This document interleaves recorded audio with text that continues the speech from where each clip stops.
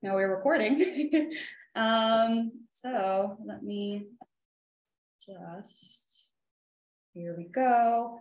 Hello, everyone, and welcome to our quarterly Northern Middlesex Stormwater Collaborative meeting.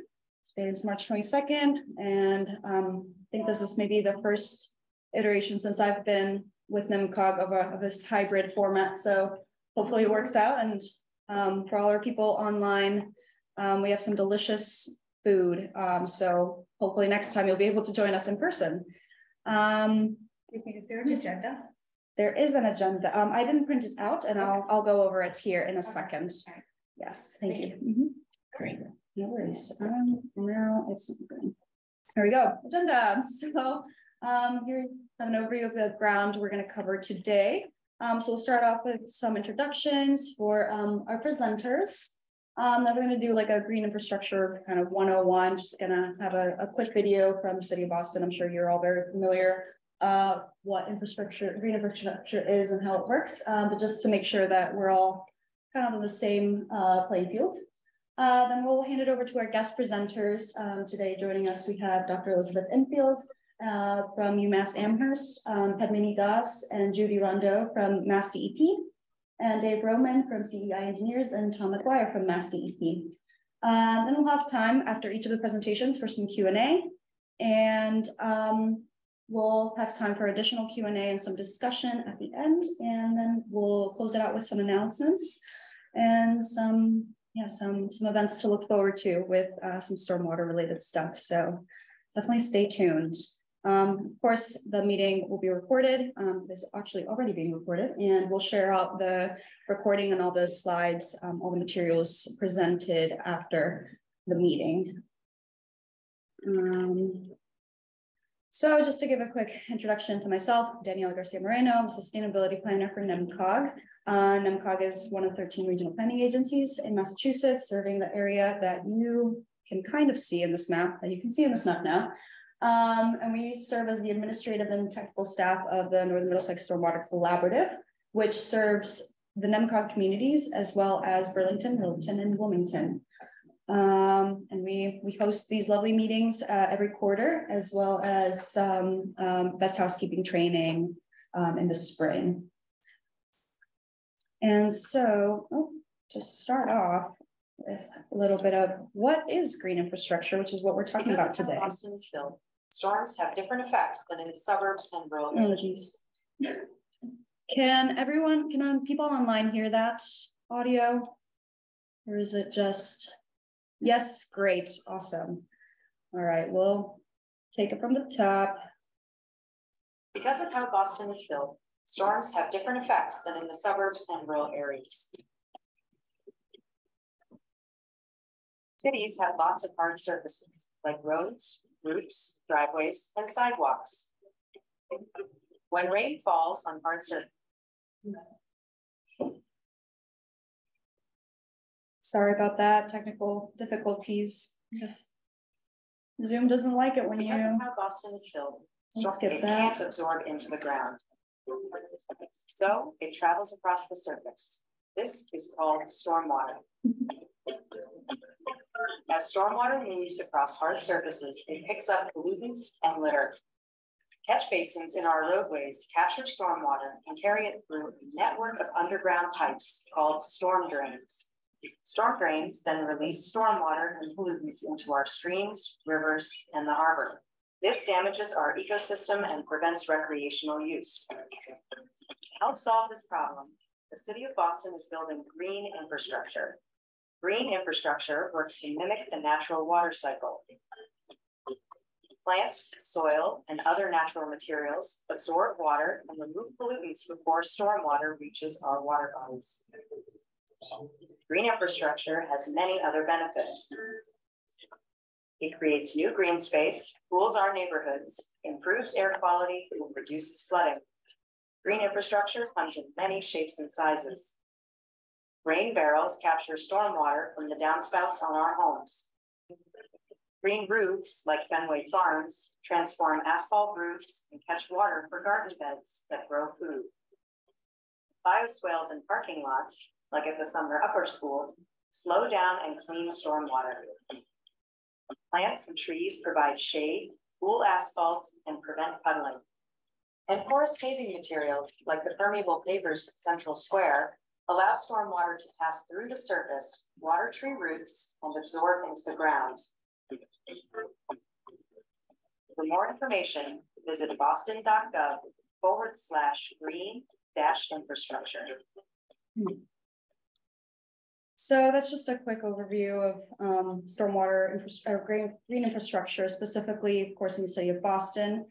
Of course, our context here at NIMCOG and within the NMSC communities is a little different, as we are more rural, but still, you know, those impervious surfaces are impacting both our water quality and the intensity of storms. So yeah, I think it's a very important and timely conversation, and we have a great panel of experts here that will be sharing some more information on this very important subject. So I'll actually let our presenters introduce themselves now. So first up, we have Elisabeth Infield. Hi, Elisabeth. Hi.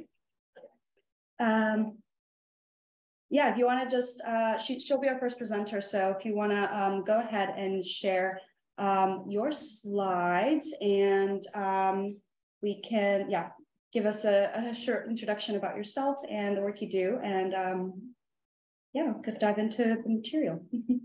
Great.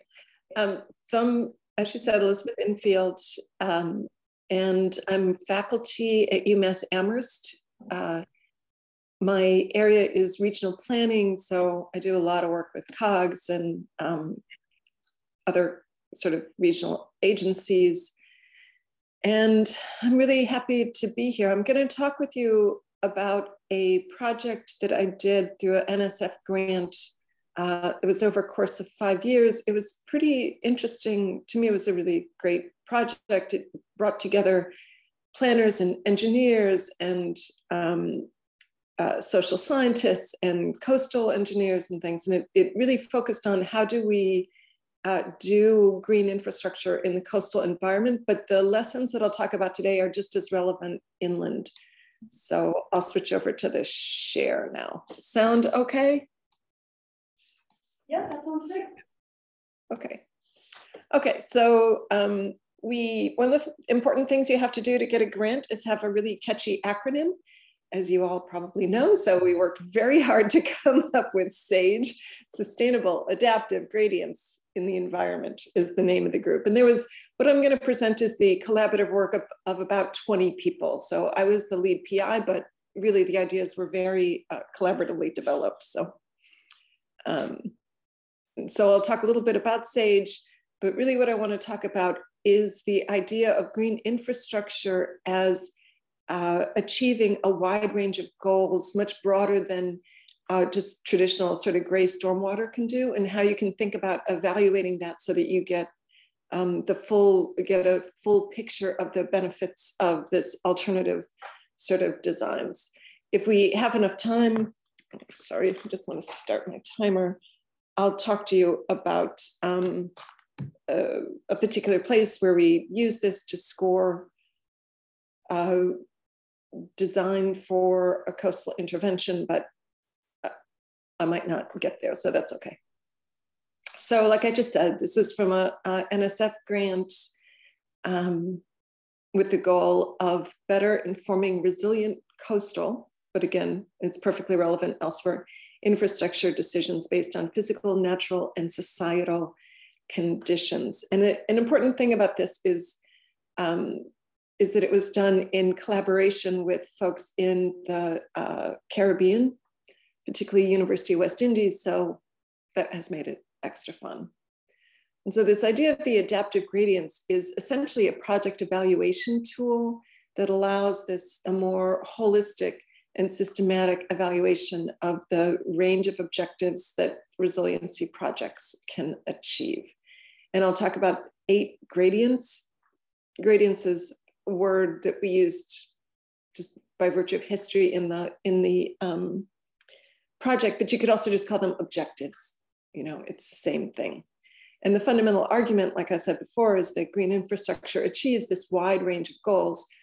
And we want to consider all of those when you're thinking about different designs for whatever it is you need to do. This is an image we developed just to think about these. And I have to say, it took this group about 4 years to decide what these 8 different components of evaluation should be. So the 8 are, and I'll go through them in more detail, but they're in the center, well, communities in the center, because that's who we're trying to serve. Then we want to look at the reducing exposure to hazards. We want to look at social benefits. We want to look at the process. We want to look at whether the design itself can reduce greenhouse gases, either by doing carbon capture or just by virtue of the fact that green infrastructure tends to use less concrete than gray infrastructure. And so it tends to have lower greenhouse gas implications. How it can change over time as climate changes, because that, I'm sure you're all thinking about this, is that things are going to get more extreme and more complicated as we go forward in our climate projections. And so it's important that any design that we undertake is able to respond to these changes over time. Then ideally, you want a project that's going to improve your ecology. And then it has to be cost efficient. Like, that's the fundamental level, of course, that we all struggle with. And so that's always there. Institutional capacity is less of an issue for us. It's a bigger issue for developing countries, but the idea there is, and I'll talk about this in more detail, but just that you need to be able to manage it, which is a little obvious. And so these attributes can create resilient infrastructure, which protects from various types of hazards. So that's the overview. And so I'm gonna, for a short time, I'm just going to dive deep into what each of these would be. The first thing any project like this has to do is to do its job, right? And its job is fundamentally to reduce exposure to hazards one way or another, so that a storm that comes in does not impact your residents. And so this is the area that we're all sort of comfortable thinking about, right? I'm sure that anything you do in stormwater, you're thinking about how's it going to function.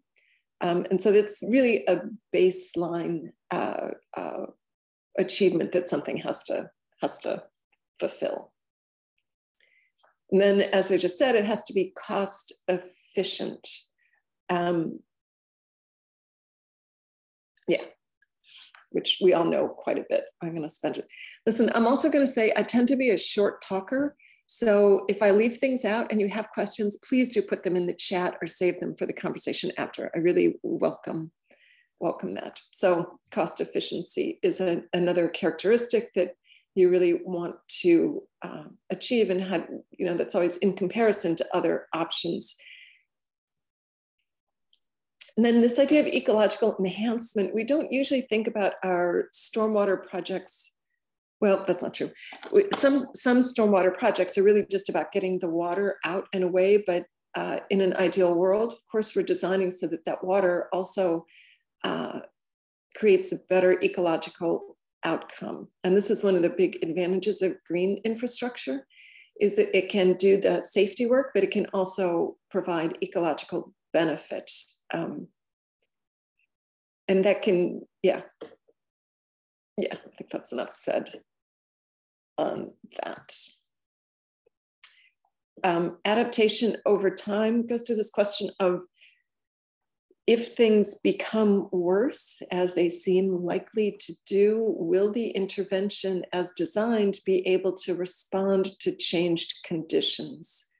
And this is in some ways one of the most challenging design components, I think, is trying to think about how the intervention you choose can be cost efficient now, which means it isn't over-designed, but also designed in a way that it can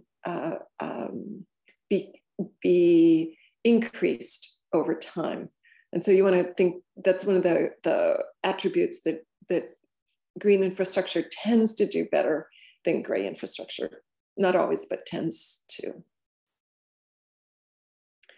And then greenhouse gas reduction, as I briefly said, is the ability this is not often put into evaluations. So I think I'd like to spend just a few minutes on this. One of the things we know, I do, most of my research is in climate adaptation, but I think most people here probably know that all the adaptation in the world is not going to be enough if we don't also reduce our carbon footprint going forward. So it's important that that happen like everywhere we can do it, right? So it is helpful then to use this question of what is the impact on greenhouse gases as you decide what your design will be.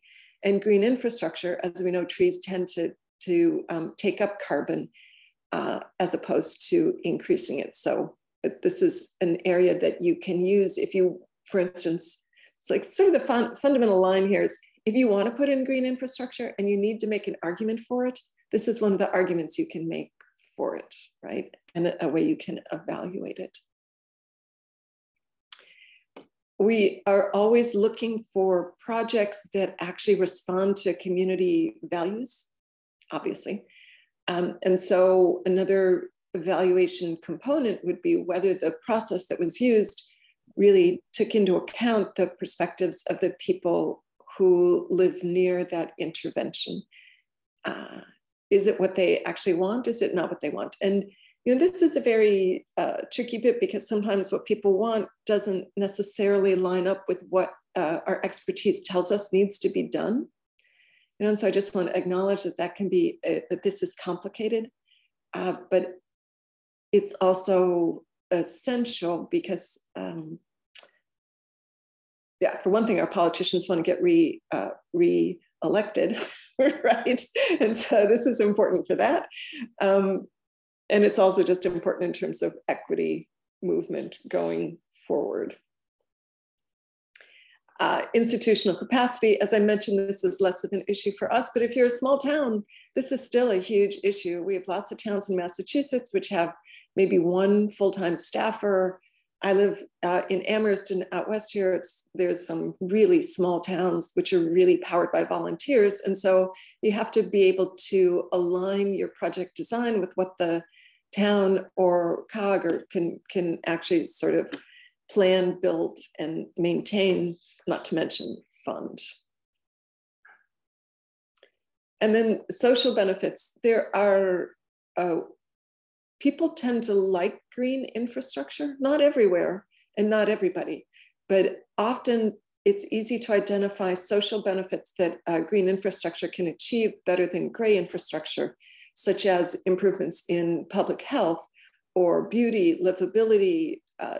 It can be jobs, those sorts of advantages. And it's helpful to attend to the way those are distributed so that if we are putting in green infrastructure only in areas that are the highest wealth areas in our communities, that's probably not an ideal outcome. We want them also to go into the areas with our less advantaged communities. So this is a way to give some thought into that balance. So if we know that these are the different components that you can evaluate, sorry, that's 10 minutes, so I have 5 minutes left to talk. If we know that these are the different gradients that can be used to evaluate a project, one of the issues that came to the front among this group is that very often by the time we put a design forward to the community, there's been huge investment in it, and we're all emotionally and financially connected to that particular design.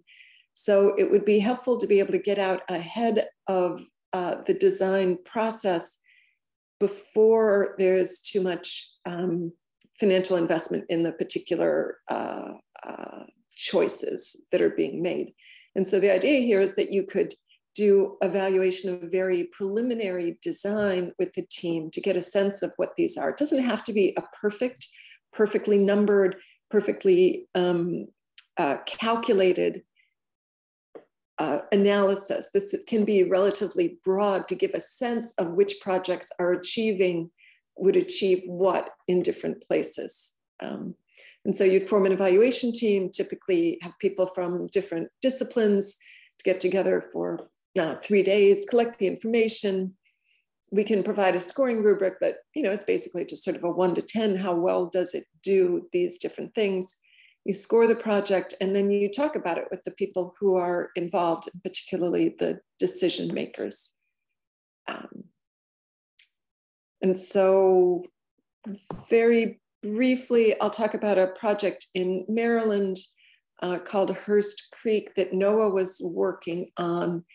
This is what we did. We brought in a team, we did an evaluation early on of a couple different designs. This is an example of what one of the evaluations found for a project. I don't need to go into the details. It's just like it was a green infrastructure development. And so he said, given this particular design, how well does it reduce exposure to hazard? How cost effective is it? Is it within our capacity to manage? Does it have good ecology? How is it going to work over time?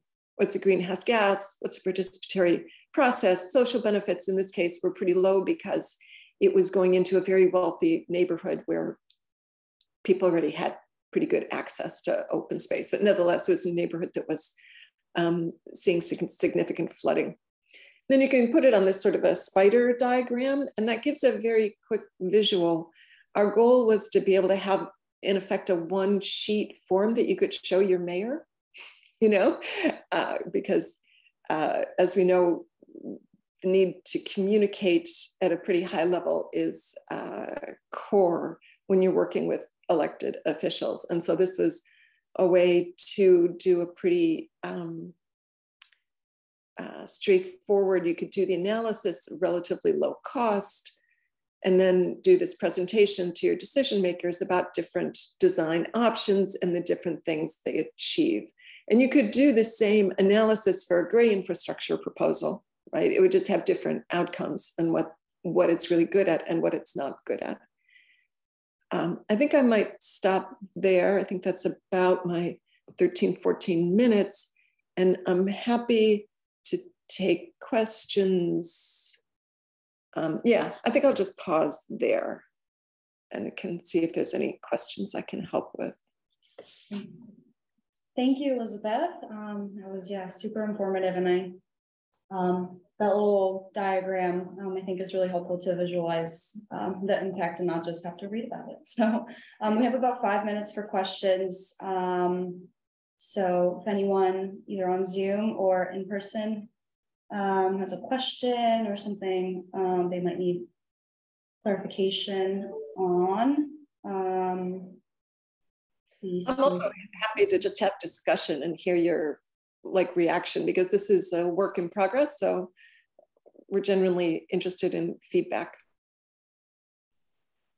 The question I have is, first of all, thank you for the informative presentation. I think, my background is planner, and I haven't seen a tool like this for evaluating projects. So one of the question that I had was, is it only to sort of evaluate the green infrastructure project, or did you even sort of try thinking that, can we apply to other planning projects or so? And what the results of the evaluation would be in that case? I don't see any reason why this is not relevant to most infrastructure decisions, honestly, because the categories, I can put them back up if you want, they're pretty generic, right, to what we have to do for our communities. So there's no particular reason why this is limited to green infrastructure at all, I think is my answer. Thank you. We have I can find it and I can send it out. We have a practitioner's guide that's very short and simple that you could hand out to your community members and they would totally understand it. I can try to get that out to you in case that would be useful for groups, and I could come and talk to groups as well about this. I think that would be a great resource to have. Thank you. Yeah, I'd be sure to share it out with everyone after the meeting. Looks like we have time for one more question or comment. If there's anything.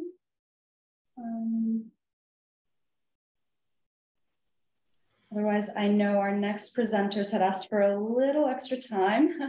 So thank you so much again, Elisabeth, for that very informative presentation. I think that's a really great starting point for the discussions we're going to have today. So I'll hand it over to Padmini and Judy now from MassDEP, and you should be able to share your screens, and please introduce yourselves and take it away. Can you share my screen? Yeah, we can see it. You're not in presenter mode yet. Yeah. Okay, yeah. How about now? Perfect.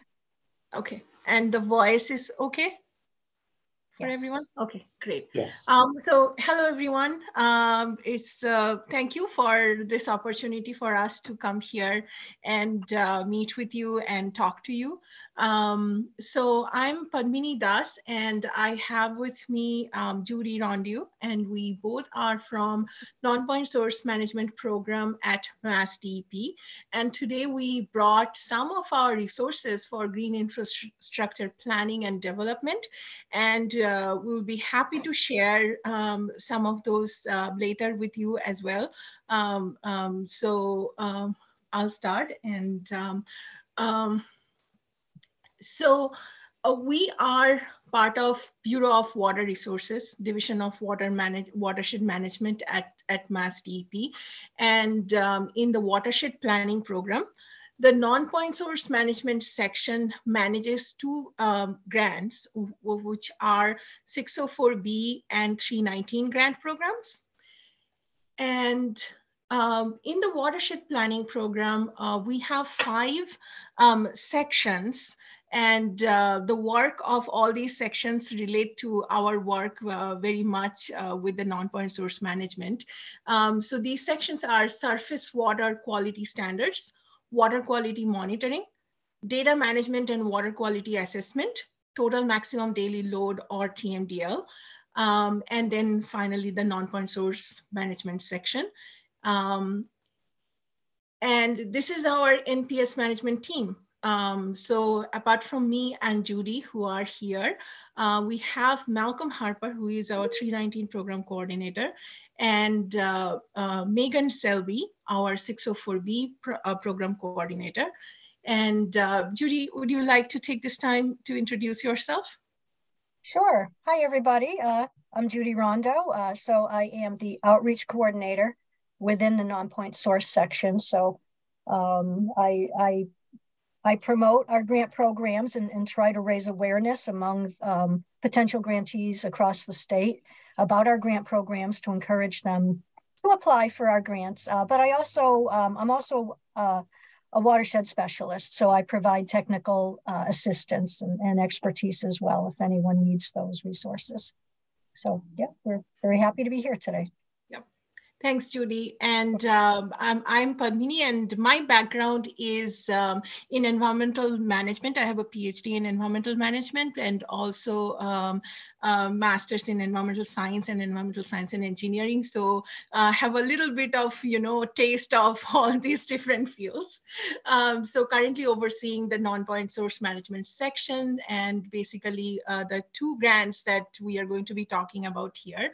So we actually have a lot of information to share. That's why we ask if we can get a little bit extra time, but we'll try to manage our talk as much as possible. But if you have any questions, please, we'll be happy to answer here or meet later. So definitely, please let us know. So stormwater management at MassDEP is managed in 2 different ways. One is through point source management, and the other one is through non-point source management. And point source management of stormwater means that stormwater that is collected through the municipal sewer system. The NPDES MS4 stormwater permit requirement, anything that involves that requirement, any project that can be supported by this grant called Stormwater MS4 Municipal Assistance Grant Program. And any projects like planning, resource sharing, implementation that is related to this permit can be funded through this grant. Now, when it comes to non-point source management, the main grant is the 319 NPS Pollution Competitive Grant Program. And now anything that comes under the MS4 permit or required for the MS4 permit cannot be funded by 319. So there is a clean separation between these two grants.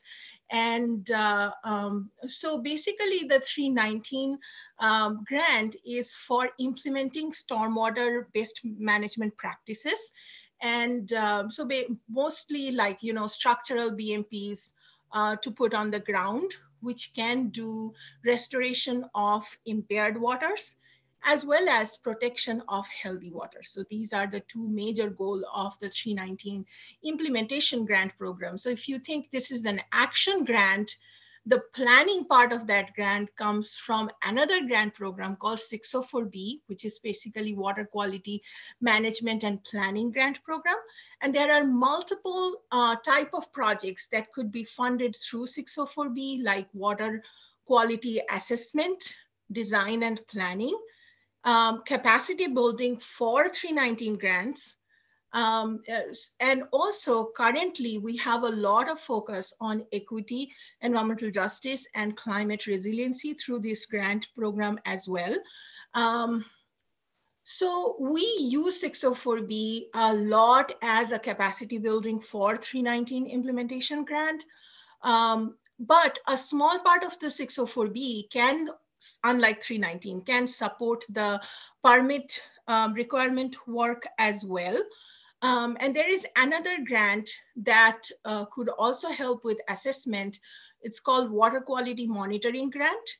And this grant, through the assessment work, can support both the permit work as well as the NPS control as well. And all of these grants have outreach, education, active community engagement that is like going beyond like flyers and, going beyond one directional informational sharing, and as very much of a focus of environmental justice currently.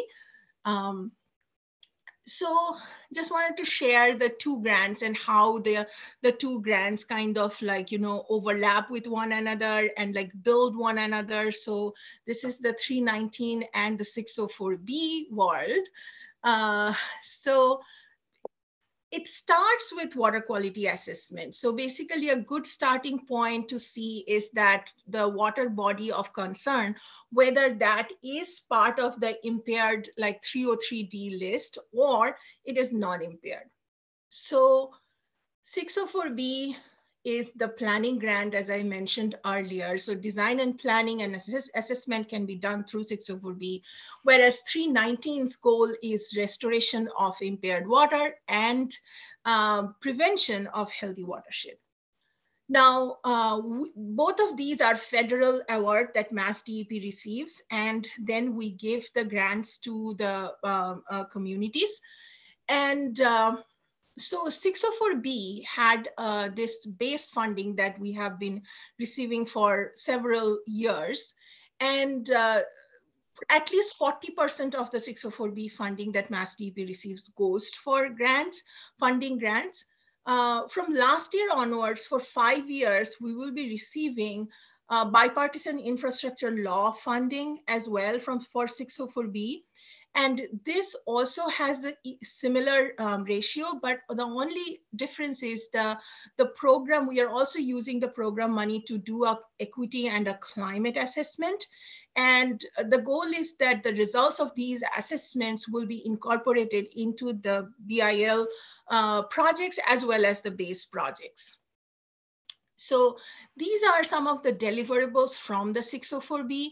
So first is the water quality assessment. So if the water quality assessment is not already done, that could be funded through 604B. The DEP needs a QAP and the QAP development quality assurance program plan that can, development of that can also be supported through the 604B as well. If the water body is non-impaired, the healthy watershed protection planning can be done through 604B program. For impaired water bodies, designing and planning and coming up with a conceptual design, site location and maps, climate resiliency planning, environmental justice capacity building, everything can be supported through the 604B program.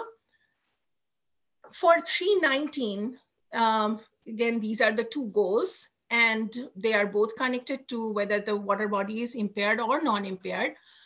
Now, for the restoration of impaired water bodies is the maximum goal of this grant program. So every year we receive around $2 million funding, and out of that 1 million goes to restoration of impaired water bodies. So this is the most major chunk of funding that we would like to allocate every year.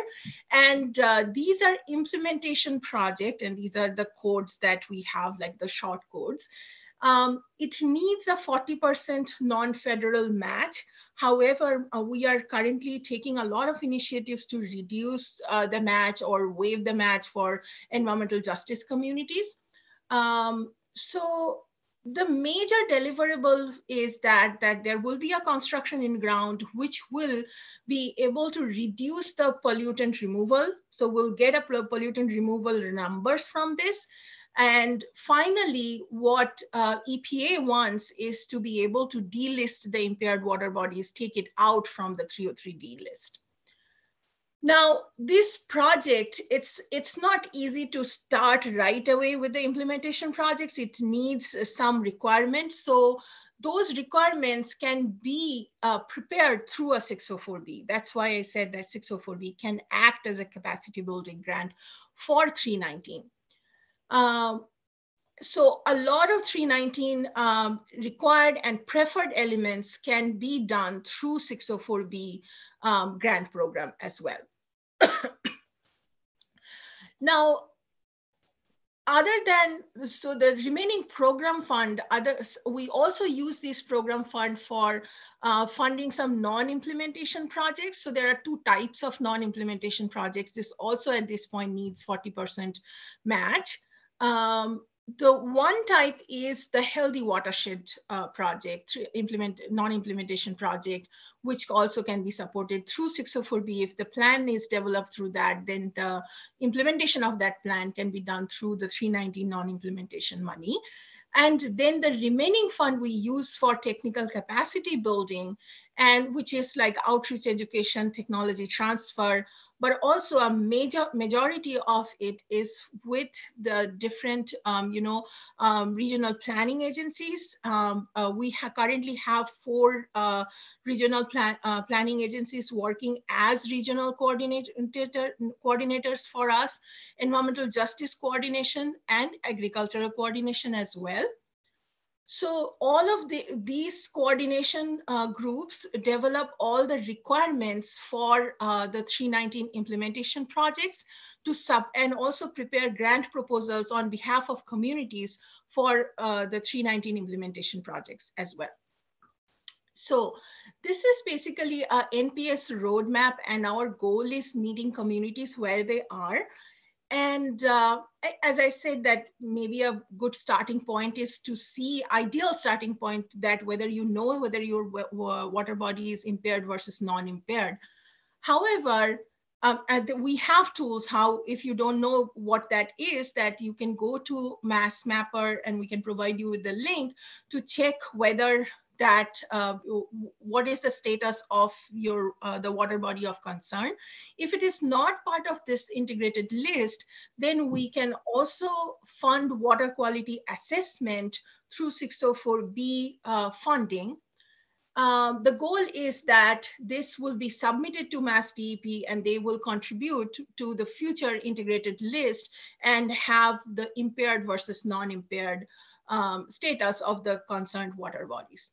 Now, if the water body is non-impaired, then healthy watershed protection planning is the next step and could be funded through 604B base funding, and then actual implementation of that plan through the 319 non-implementation healthy watershed fund.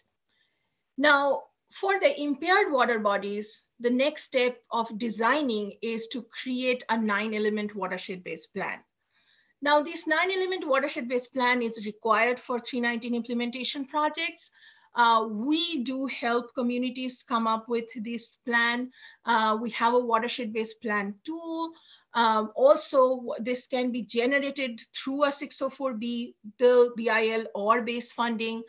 For climate resiliency planning, we use a tool called RMAT tool, and we have the training videos and everything. We can help the grantees to get started with the tool. This can also be done through the regional planning agencies by the 319 capacity building grant as well. And currently, these are the 3 regional coordination that we have through 319. And other than these, we can also have, if a technology is, we don't fund technology development, but we do fund technology transfer. If the technology is already developed, and then the technology transfer can be funded through 319 as well. But again, the most important and most of the funding is in the implementation and construction of best management practices, which is funded through the 319 implementation projects, almost $1 million each year. And by these 2 routes, we meet the 2 goals, protection of healthy water and restoration of impaired waters. There are a few other tools that could be very helpful as well. Then I'll just give it to Judy to talk about a few case studies of green infrastructure BMP. Excellent. Great. Thank you, Padmini. That was a really thorough explanation of how our grant programs work. So as Padmini said, now I would like to share with you some current and also recent green infrastructure projects that we've funded through our 2 grant programs. So move on to the next slide. So this first project is a 604B planning project. It was conducted by the town of Natick in partnership with the Charles River Watershed Association to develop a conceptual green street designed for Pond Street. Pond Street is a heavily traveled road that's flanked by ponds to both the north and the south, and stormwater from the road discharges into both ponds. So the town needed to repave Pond Street, and they wanted to be proactive about having designs in hand that could be installed as part of that capital improvement project. So the conceptual green street design that they developed includes rain gardens, bioswales, infiltration trenches, and tree pits, and will focus on reducing phosphorus contributions from Pond Street to the 2 ponds. To support the project, the town and the Charles River Watershed engaged the public through an extensive green infrastructure outreach and education campaign. Next slide. So this second project is also a 604B planning project. It was conducted by the town of Braintree. They conducted a subwatershed assessment, again, planning, to identify, prioritize, and inspect town-owned properties within the Weymouth-Weir watershed to determine their suitability for the installation of structural stormwater BMPs.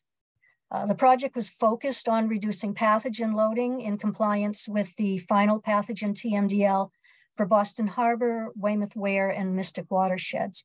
So the town developed a conceptual designs for 5 of the top prioritized sites, again, town-owned sites, and those included the design plans, sizing calculations, pollutant removal estimates, and cost estimates.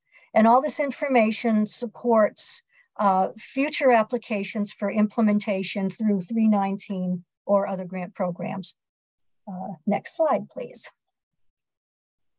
So this project is a 319 implementation of that subwatershed assessment that the town of Braintree conducted that we just looked at. So this first project was conducted at the Council on Elder Affairs facility. The town completed the conceptual design that was begun under the 604B funding, and they installed an infiltration basin with 2 landscape strips and a grass swale to direct stormwater from the parking lot and other impervious surfaces at the site into the infiltration basin. Next slide, please. And this is a second implementation of that same subwatershed assessment by the town of Braintree.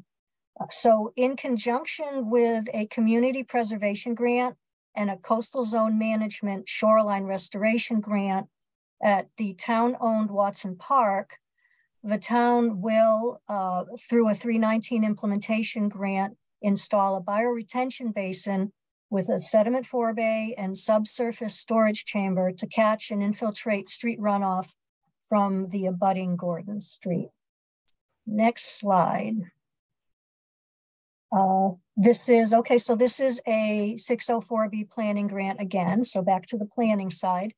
The City of Everett partnered with the Mystic River Watershed Association to identify appropriate sites for the future installation of 250 high-efficiency, low-cost infiltration trenches in at least 8 municipalities within the Mystic River watershed. So these street trenches, which were designed by the City of Arlington, are very effective retrofits, and they're intended in this project to reduce phosphorus and pathogen loading to the Mystic River. Site designs, that's my timer. Just dismiss that. Site designs included details on sizing, design, estimated construction costs, and phosphorus removal. And let me just show you this last one, and then we'll stop.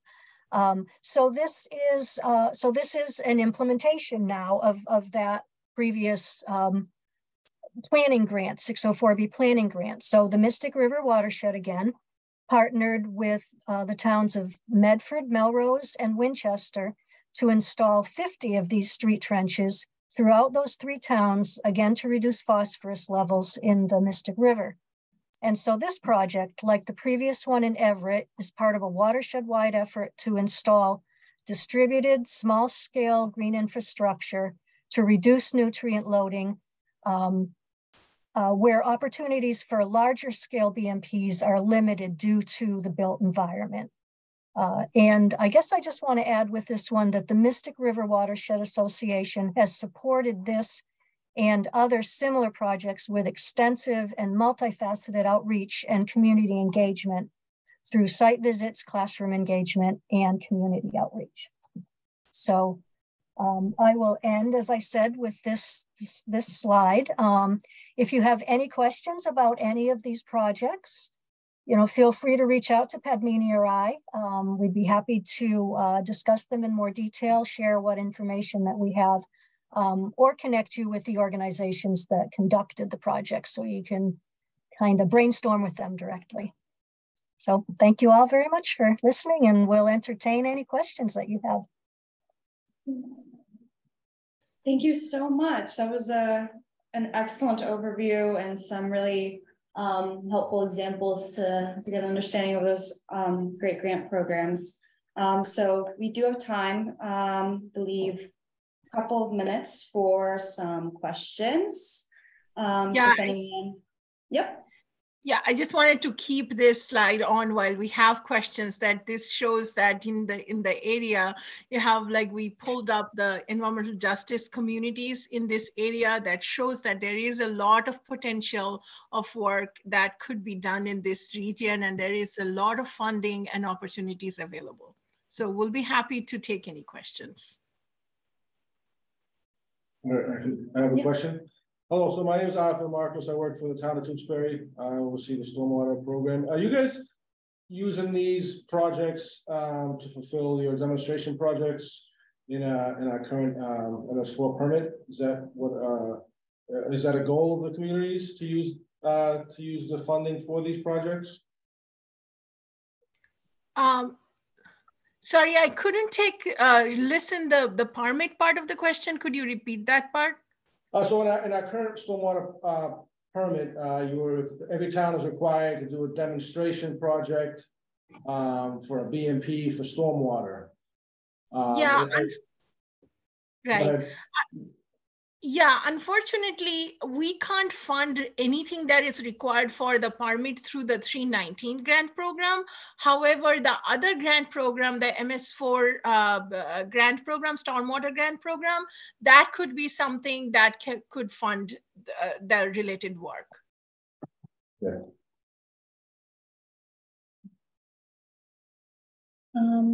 Any other questions? We have time for one more. Can I ask a quick one? Hi, Padmini. I'm Karthik Shah. I work for UMass Law.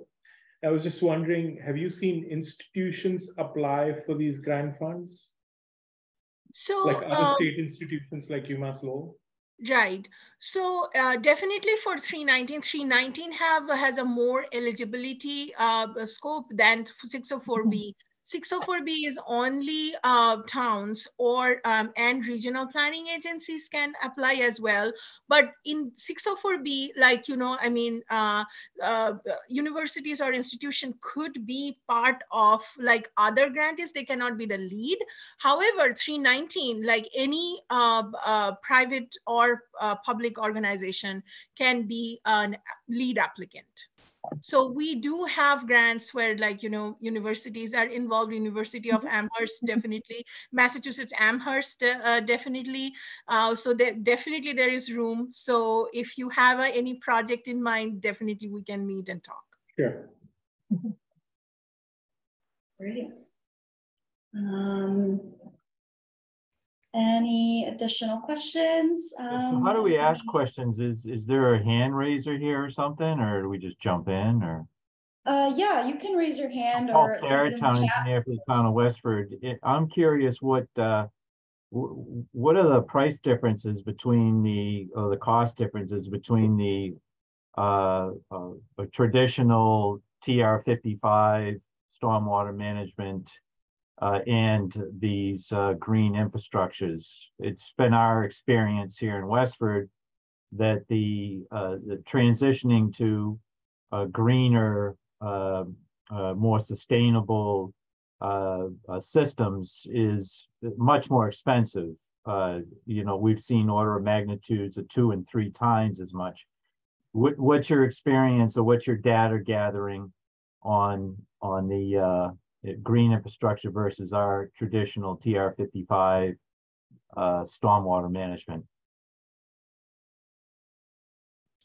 Judy, you would like to? You want me to take that? Sure. Yeah. I have to apologize because I don't have any hard information in front of me right now. But my experience, I installed in one of my previous positions, I was a project manager and I installed a lot of green infrastructure. And our experience was that the costs usually ended up being comparable. And that was, and especially on the larger scale, sort of the neighborhood size scale, rather than the individual site specific scale, because when you're installing the green infrastructure, yes, quite often the installation cost for each practice might be a bit higher, but you're eliminating the need for other infrastructure like storm drain systems. So especially on a new site where you're installing green infrastructure, the data that I have seen, and again, I apologize because I don't have it in front of me, so I can't cite anything for you, but has been that it's becoming comparable as more green infrastructure is developed. And I think I want to add to that a lot of towns are very aware of the cost of pre-purchasing or purchasing pre-made stormwater infrastructure, and they're starting to be very creative about designing their own. So these tree trenches that were developed by Arlington, for example, did I call them tree trenches? I meant street trenches, I'm sorry. I think they cost around $2,000 per unit to install. They're very, very inexpensive. You can go to the Mystic River Watershed website, and I'll look for the link and I'll put it in the chat, but they have all the information on these trenches and design schematics and cost to install and whatnot. So we're very familiar with the trench drains. Oh, okay, great. This group was originally established by Department of Public Works and town engineers. We would get together and talk about MS4 compliance. So we're currently replacing our trench drains. They've been a disaster, and we're replacing them with our closed drain systems. You know, they're great. You know, your examples from Maryland, for example. Well, Maryland doesn't have, you know, New England is the entire state of New England, or the region New England, becomes impervious for, you know, approximately 9 months a year. Right. So they work in Maryland, but they don't work up here. So we've had these trench drains put in all over town, but we're slowly having to replace them and put in closed drain systems. And so now we've got the double whammy of tried it, paid for it, installed it. Now we got to uninstall it and reinstall a new system. So our prices have been, you know, much more significant. That's just practical, real world experience that we've had here in Westford. Right. That's unfortunate. Yeah. Well, it's New England, so the ground freezes, and rain gardens and, you know, bioretentions, which work in Maryland, just don't work here. It's been our experience anyway. So we have, you know, you end up with flooding, and, you know, the phone calls start to ring, which drives municipal government. Right. Oh, of course. Yeah. But you know, when infiltration systems clog, information about the costs. When infiltration systems clog, you know, it's usually because there's like excess sediment, like on the roads, like from sanding, right, versus salting. Yeah, you know, we so don't sand and okay, so then what's the source of the failure of the infiltration drains? What hydraulic soil group are you using, and how are they being sized? So that you're using like hydrologic soil group D, like colloidal material for your trench drains? So is that, it depends, of course, where we put them. Yeah. You know, so we've put them in a variety of different places, but they end up, you have to properly size it, because if the ground is frozen and now the water has nowhere to go, you know, it gets complicated. Well, I would think there's some design issues there, because usually with hydrologic soil group D, the groundwater is pretty close to the surface of the land. So that's the one that has the colloidal material that would be the one most likely to fail. So usually the groundwater is within 2 feet of the surface of the land. So, you know, infiltration systems should not probably be put in hydrologic soil group D. Right. But, you know, the other thing is just construction site runoff is a big issue. And again, with source controls and pollution prevention measures, you know, a lot of the construction site runoff can be minimized. That also helps preserve or extend the longevity of infiltration systems.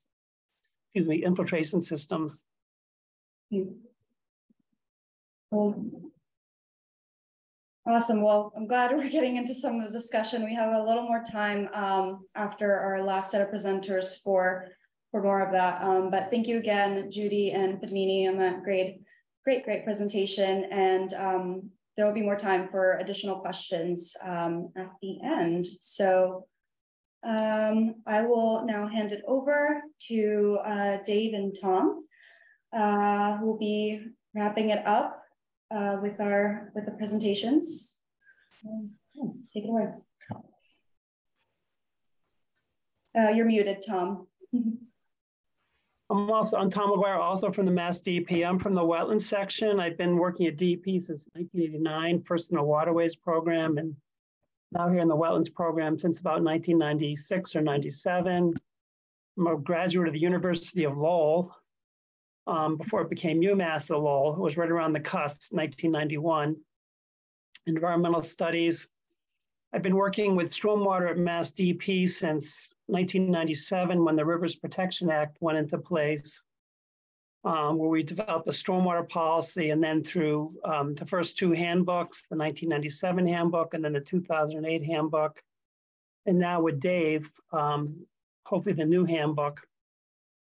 So Dave and I are going to be talking about some new regulations that MassDEP has been working on. Dave, could you advance? Yes. Do I have this on the full screen? Yes. Okay, good. So MassDEP convened an advisory committee in 2020 to assist us in developing new stormwater requirements in the wetlands in the 401 regulations that we have. So these regulations apply when we have any development in or near wetland resource areas. There were two main goals, or there were several goals, but the two main goals was to align to the extent possible with the EPA MS4 permit. The second goal was to help build resiliency in the wetland regulations. And part of that was nature-based solutions, versus traditional gray infrastructure. Next. So we're going to summarize proposed changes to our stormwater regs. That's in the next slide. Then Dave's going to preview some of the changes we're making in the stormwater handbook. And then Dave will be talking about the environmentally sensitive site design and LID credits. Next. This is a table of our 10 stormwater standards. These are at 310 CMR 10.05 6K 1 through 10 now, and we're proposing a new 11th standard. And also in the water quality certification regulations that MassDEP also has. So the ones that are in blue are the ones where we're proposing changes. The ones in just regular black text, we're not proposing any significant changes. So the first one we're proposing changes to is stormwater standard number 2. This one doesn't allow increases in peak runoff rate for new development. This is so we won't be increasing flooding off of a project site. Right now, we're using the Design Storm Atlas that was prepared by the Weather Bureau, which is the precursor to the U.S. Weather Service. And they prepared that document in 1961. It's known as Technical Paper 40. It's woefully out of date. NOAA updated it in 2014, and then they did a revision in 2019. So we're proposing to adopt the NOAA Atlas, Atlas 14, Volume 10, and we're also proposing to add an additional increment to account for variability in the NOAA results. We refer to that as NOAA Plus. We're using the upper confidence interval instead of just the NOAA value, and then reducing it slightly to account for just, maybe mistakes in the process. The next one, then the other one I want to put in there is the 100-year storm. Right now, for peak discharge rates, we require control of the 2-year storm and the 10-year storm. The 100-year storm has only been required if flooding will be happened off-site or if the water won't be completely managed on-site. They're proposing now to add the 100-year storms to the 2, 10, 100-year storms must be managed on-site without any increases. The next one's groundwater recharge. Right now, we have a variable recharge amount based on the hydrologic soil group. We're proposing 1 inch across the board, or we'll be proposing 1 inch across the board for all soil types, except for hydrologic soil group D, about prior other conversation about that. The next one is the pollutant removal for new development, and this is the tie-in with the MS4 permit. The MS4 permit is really about water quality and not really about groundwater recharge or peak discharge rates. So we're proposing 90% TSS removal and 60% photophosphorus removal. Right now, the standard is 80% TSS removal and doesn't have a numerical requirement for phosphorus removal. So this will be a big change. It needs to be more best management practices on sites, at least have bigger to get the additional amount of TSS. Land use with higher potential pollutant loads. These are more of industrial sites, gas stations. We're not proposing any major changes there. Critical areas, these are public drinking waters. These are shellfish growing areas, not proposing any major changes. Redevelopment, we are proposing a change. Right now, this standard is only applied to the maximum extent practicable. And for maximum extent practicable, it's always sort of negotiation in some cases between the developer and the Conservation Commission or MassDEP about what a developer can do to the maximum extent. There's a lot of factors that go into that. There's physical constraints. There's also financial constraints. So EPA with their MS4 permit is requiring 80% TSS removal and 50% total phosphorus removal. So that's what we're proposing to put into the wetland regulations. We're going to have a few carve-outs that we already have, small subdivisions, some roadway work. That's public roadway work, not private roads. There'll be some carve-outs there that will still maintain the MEP standard, but by and large, most projects should fit into the 80-50 category. The last one is standard number 11, which is a new standard we're proposing, and this fits in sort of with the non-point source work that Padmini and Judy discussed earlier. Right now, so we have a MassDEP has a 303D list of impaired waters around the state, and MassDEP has been developing total maximum daily loads that limit how much of certain pollutants can be discharged to a waterway. We've had a standard for that in standard number 4 since 2008. It's been largely ignored. So we're putting it as a new standard to call more attention to it. So these things might be for more than just phosphorus or TSS. Maybe there's going to be a nitrogen standard for a particular waterway, let's say on Cape Cod, where there's a lot of nitrogen impaired waters. So parties are going to need to demonstrate if it's an impaired water that they're complying with the TMDL.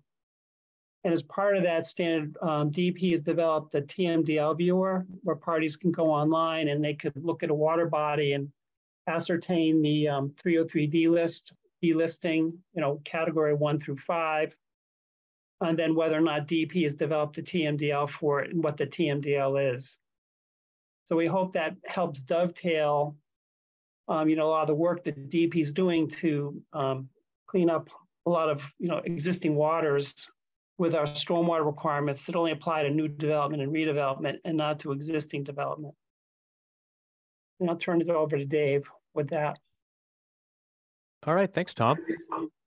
So I think we've got about 6 or 7 minutes left. So I'll kind of do a little bit of a whirlwind tour here of the handbook. So basically back in 2008, the handbook was split into 3 different volumes. And that was really because each volume would target a specific audience. So for example, volume 3, is really for the engineer and how to do the actual calcs. So for the proposed handbook, that's going to be kind of changed back to 1 volume. It'll be more of a online web-based type situation with searchable links.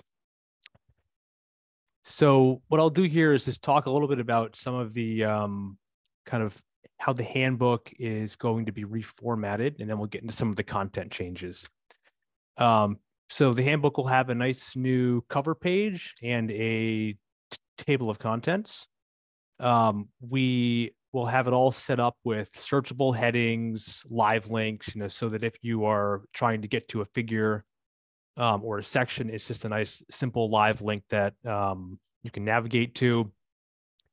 One of the real goals of the revised handbook is just to make it as user-friendly as possible. So adding in, pop-ups for important things, like one of the key things is that we'll be changing terminology from BMP to SCM, or stormwater control measure. Calculations are all in a standardized box, to really just show really simple step-by-step calculations to help applicants and engineers, really just be able to kind of step through these things. There's a bunch of different summary tables here to help find information quickly. And kind of the whole document's just kind of been given a bit of a facelift, you'd say, to kind of update some of the formatting. So some of the content updates, and these really jive with what Tom just went over on, how some of the standards are being proposed to be modified. So one of the big ones is to update guidance on how to use rainfall depths and distributions to shift over from the TP40 rainfall from the 60s into NOAA Atlas 14. So there's a whole section on that, kind of how to navigate to NOAA Atlas 14 and get all the calculations done. The other big one is for standard 4 for the pollutant removals, shifting over to the EPA performance curves that most of you are probably seen before on the MS4 side of things on the permit. So essentially trying to shift over to doing the calculations based on those curves. There's a new suite of ESSD fact sheets and credits, and I'll go into that in a couple minutes. Tom mentioned that there's a new TMDL standard. So the idea here is to try to select BMPs or SCMs that can appropriately treat, a specific pollutant. So for example, being able to find BMPs that can treat for nitrogen. A couple other updates here. I won't go into all of these. I know we're a bit short on time, but there'll be a new alternatives analysis section here. So for some of the sites that are trying to seek compliance with the standard to the MEP, there's a new alternatives analysis. There's going to be some offsite mitigation. So essentially sites for redevelopment could be able to implement stormwater measures offsite to try to meet some of the requirements for the pollutant removal, and just a bunch of other expanded guidance, things to include in the required plans, like the construction plan, the long-term pollution plan, and operations and maintenance plans. So the idea here is once the regulations have gone through and after public comment, we'll also be adding in some different tools to help applicants. So for example, there will be a new tool to help develop rainfall depths for peak rate calculations. There will be a guidance document for conservation commissions, and DEP will be doing more outreach sessions. So I think there's, there'll be probably 8 or 9 detailed outreach sessions and all these updates. So this is the whirlwind tour, but there will be a much more detailed session to come. All right, so I think we're close on time here, so I'm going to really try to go through this quickly. So this kind of ties into this session here, where one of the big new requirements in the handbook is to really focus on environmentally sensitive site design, or ESSD. So one of the requirements proposed in the handbook is that for the recharge standard, standard 3, or the pollutant removal standard, which is standard 4, that ESSD or LID must be used to meet those standards. So to help to meet that requirement, the ESSD credits were updated and added. So the 2008 handbook had 3 credits. They used to be called the LID credits. Now they're just being renamed ESSD credits.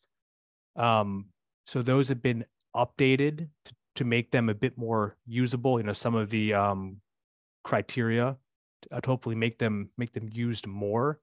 And then there are now 4 new credits. So the handbook now has 7 ESSD credits, and also just the list of recognized ESSD and LID techniques has been expanded. So just to try to help to meet these requirements. This is just a list of all 7 of the credits. So for example, there's now a credit for solar projects. There's a new credit for implementing tree canopy and a credit for buffer areas.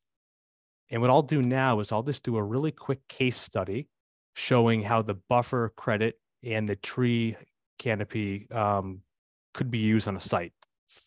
So if we imagine that we have this existing area, let's just say, you know, it's like a grassed area.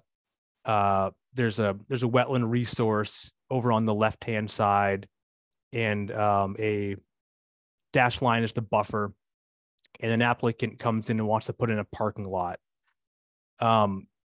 The idea is that typically what you would do is you would send all the runoff from that impervious area into some centralized stormwater management measure. You know, so for example, we could do an infiltration basin here, send everything in, and that's it. So as part of the new ESSD credits, another option would be to split that runoff and send some of that runoff into a buffer. So there's a buffer credit where applicants can use either an existing buffer or a new buffer.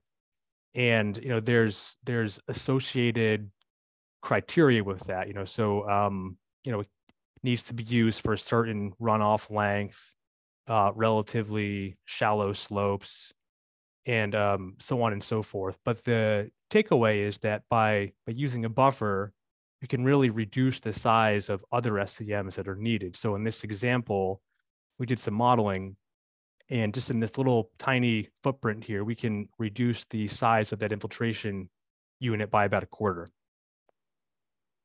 And then that also just encourages the use of buffers. The other thing that you can do here is adding on the tree canopy. So really the whole point of this credit is to encourage the use of trees. So this credit works by allowing new trees to be planted or existing mature trees so that they overhang over the impervious area. And this has a little bit less of a impact, you know, on the overall size of the infiltration basin. But the idea is that if you have a tree, it can intercept some of the rainfall. So it can be used to essentially reduce the effective impervious area of this that needs to be treated by that infiltration basin in this example. So in this case, we go, you know, from a reduction of 23 to 25%. And we are out of time, so I'm going to leave it at that. And thank you for listening. Thank you so much. And yeah, we have time for maybe one quick question. As David said, we're running short on time. We do have a couple of announcements to get through. So if anyone has a question, either, yep, you have one here in person. Andrew Stack, kind of Tewksbury. What's the time frame for the implementation of the new stormwater regs and the rollout of the handbook? Well, we've been waiting for approval to go out for public hearing. So, you know, there was a change of administration from Governor Baker to Governor Healy. So as soon as we get approval to go forward, we'll be proposing those for review and comment. We'll be sending out notices to all the conservation commissions, publishing notices of the proposed regulations in the environmental monitor and the newspapers, et cetera, and having the hearings around the state, taking comment and then adjusting. So as soon as we get approval to go forward, we intend to, you know, go up for public hearing. There's going to be a public hearing for the handbook. Dave, is there going to be any? So anyway, just I'll respond to that. So our just like in the 2008 handbook and the 1997 handbook, when we adopt regulation which requires use of a product like a handbook, that has to go up for public review and comment at the same time as the proposed regulation. And is there been an effort to coordinate these two so you're not contradicting each other? Yes. The regulations, you know, tell what the regulatory standard in the handbook is, how to achieve the regulatory standard, you know. So Dave has been with CEI, has been working with us since the beginning on this. So I mean, at this point, as far as we can see, everything is consistent, but that's the part of the whole with the public review process. Many minds, people can look at these things, and if they think they're inconsistent, they can provide comments. And what's the schedule compared to the new permit, the MS4 permit? Because that we anticipate is going to come out and tell us that we need to start sweeping our roads for leaves, and that the handbook is going to be telling us we should be planting more trees alongside of the roads. Is that going to be coordinated, the new MS4 permit?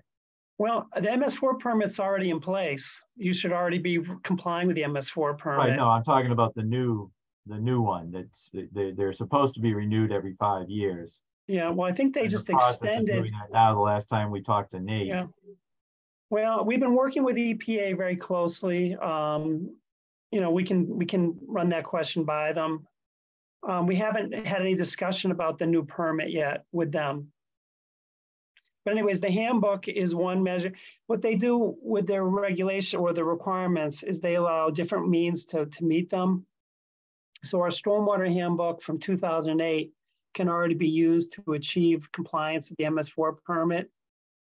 So that's the deal with the new handbook. Once it's published, it will be able to be used to comply with the permit. But we haven't had any formal discussion with EPA about their new permit.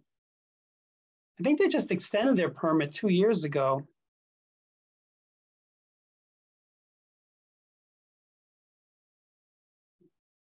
All right. Thank you. And yeah, sorry, we're running a little short on time and having to cut the discussion short. But happy to take additional questions via email. You can always contact me, or I will also share the contact information for our presenters, so you can get in touch with them if you need to. So let me just wrap up here as we are almost at time. So a couple of announcements. So the statewide municipal stormwater coalition met on February 16th, and the key update was what Tom and Dave have already shared, that the updated stormwater handbook is being reviewed, and with the change in administration, it's difficult to have a definite timeline, but more updates to come on that. And a big announcement and development from last week was that the EPA proposed the National Primary Drinking Water Regulation, the NPWR, for per and polyfluoroalkyl substances, or PFAS. And so that was on March 14th, and I'll share a couple more details on that because it's a very important development for our communities in NEMCOG and the NMSC. Looking ahead at some important events. So we are currently working on developing a PFAS-focused joint meeting with the Merrimack Valley Stormwater Collaborative. We are hoping that that will take place sometime in May, and we are working to get a speaker from the Mass Municipal Association to talk about some of the policy around PFAS and identifying ways that municipalities can work to address that issue. And we're also hoping to host an annual Good Housekeeping training, as we usually do, around May. So May will be a busy month for our collaborative. More to come on that, and we'll definitely find a date that works for everyone so that you can all attend both of those events. So a little more detail about the EPA proposed NPDWR. So it was proposed on March 14th of last week. So very, very recent, and it establishes an enforceable maximum contaminant level for PFAS of 4 parts per trillion for PFOA, PFOS, and 4 Genex chemicals as a PFAS group. This new limit would require that public water systems monitor for PFAS, notify the public of PFAS levels, and reduce those levels if they exceed both standards. So it's likely that the new MCL would have an impact on our communities since we are burdened, like many other communities, by this contaminant.